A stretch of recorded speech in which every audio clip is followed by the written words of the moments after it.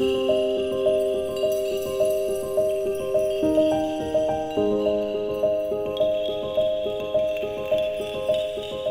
had 2 strokes when I was 4. I was playing cricket, then I was packing out, then I just fell down and started crying. I can remember some MRIs and X-rays, but that's all I can remember. All of a sudden he couldn't stand up, then he couldn't sit up. I thought it was heat stroke or sunstroke at the start. I had no idea what was going on, but knew he was really sick.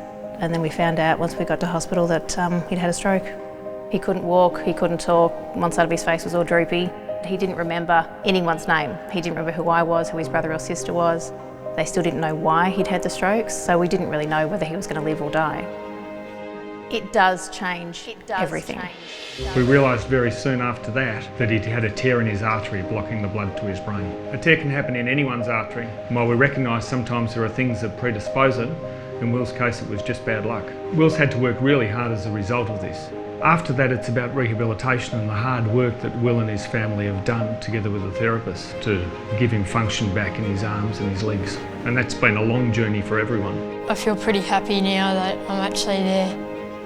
When I was pretty young, I didn't think I would get anywhere. It's always sad to see anyone have a stroke, especially children. And sometimes it's really tough for these families to stay positive because it is really traumatic. I kept on missing school because I had to do continuous rehab, and I wanted to play with my friends but I couldn't keep up with them.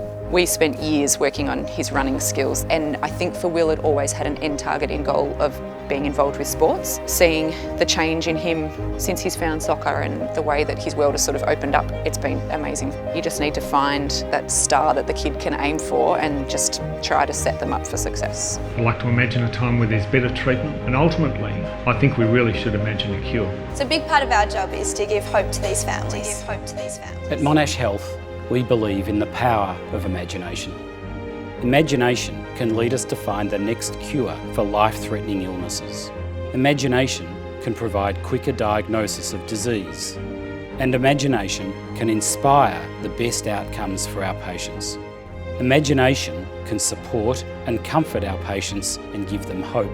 It is the power of imagination that will transform healthcare. Join us and imagine a healthy future for all Monash Health patients.